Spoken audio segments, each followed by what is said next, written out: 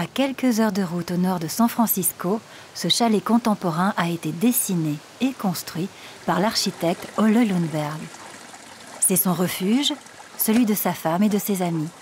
Mais cette maison de vacances est aussi l'illustration de ses ambitions d'architecte.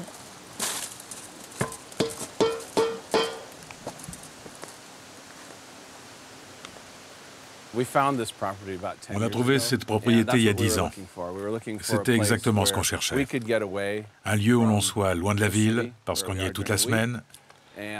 Marie voulait un jardin, donc il y a un grand jardin. Moi, je voulais un projet, donc j'ai le chalet, c'est mon projet. On l'a construit pendant 10 ans. En tant qu'architecte, nous sommes responsables des bâtiments que nous construisons et de ce qu'ils deviennent. Nous devons montrer l'exemple, montrer ce qui est possible.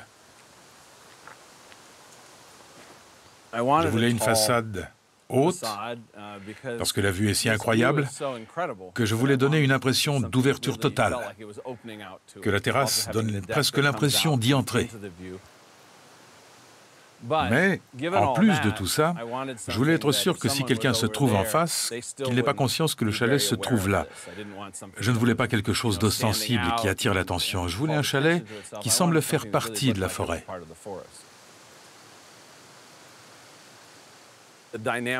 Le fait de construire soi-même est un bon exercice pour un architecte.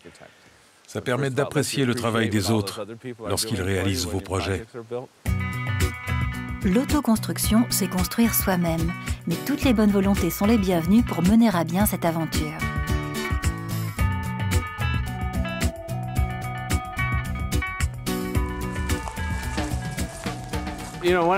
Vous savez, ce qui est important pour construire ce type de bâtiment, c'est d'avoir des outils tels que des bulldozers, des tracteurs.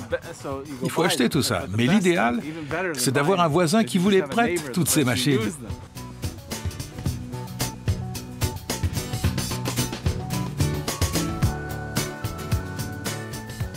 C'était sympa, je me suis bien amusé. C'est assez inhabituel de réaliser ce type de construction. Et comment dire? Ole fait les choses différemment. C'est vraiment beau à voir. Nous avons utilisé des matériaux recyclés. En fait, on a abattu des arbres et fait notre propre scierie. On a nous-mêmes débité le bois nécessaire à la construction. Et on a utilisé tout ce qu'on pouvait utiliser. Aux États-Unis, c'était une tradition d'arriver quelque part, de trouver son lopin de terre et de construire sa maison, qui devenait le centre de la famille. C'est quelque chose qu'on a complètement perdu. Aujourd'hui, on considère plus la maison comme un investissement qui prendra de la valeur avec le temps.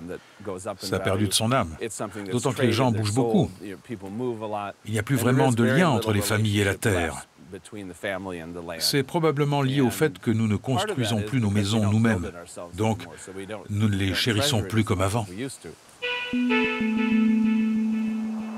Avec cette maison, Ole fait une parfaite démonstration d'un autre de ses principes. On peut construire beau et bien avec du vieux.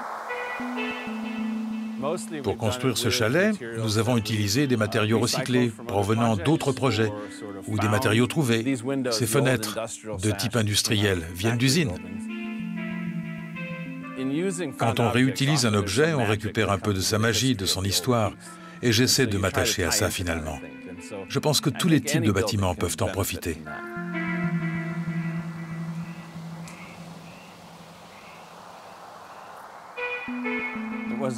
C'était une réserve d'eau pour un ranch qu'un de mes clients a acheté pour faire des vignes. Il avait 80 ans, mais il était en parfait état. Et ils allaient le démolir. Parce qu'il est tellement énorme, c'était plus simple de le démolir que de le démonter. Et je leur ai dit, vous ne pouvez pas faire ça. La couleur est belle, c'est un bel objet. Il faut en faire quelque chose.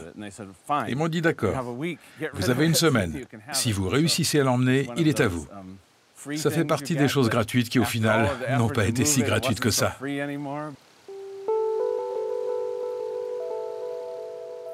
Nous l'avons ramené ici en pensant que ça ferait une belle piscine. Et c'est vraiment une belle piscine, un peu fraîche. Mais Labrador l'utilise plus que moi.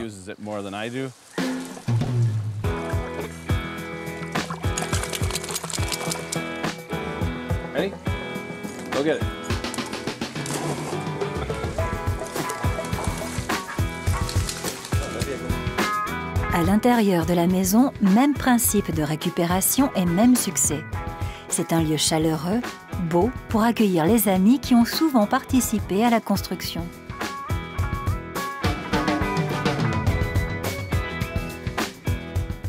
Beaucoup d'éléments proviennent de chantiers. Par exemple, ce meuble qui vient d'une maison que nous avons réhabilitée.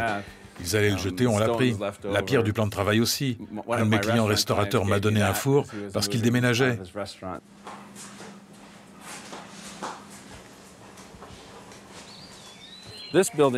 Cette maison fonctionne quasiment de manière passive. Son orientation lui permet de profiter au maximum de la lumière naturelle. Elle est au soleil le matin et à l'abri de la lumière directe aux heures chaudes. Le fait de recycler des matériaux, de les réutiliser et non de les jeter, c'est important.